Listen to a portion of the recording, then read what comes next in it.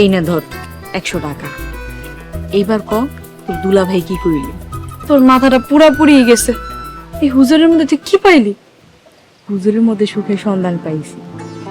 শুন মাইয়া, যদি জীবনে ভালো জামাই চাস তাহলে একটা হুজুর বিয়া করিস। হুজুর বিয়া করলে সুখে সংসার করতে পারবি, কোনো মাইয়ার দিকে তাকাইবো না, খালি তোর একলাই ভালোবাসবো।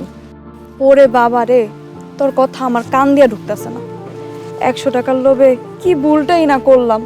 আর হুজুর যদি আবার কাছে বিচার দেওয়া যায়, লজ্জায় আমার মরণ লাগবো। দূর মাইয়া, এত ভয় পাইস না।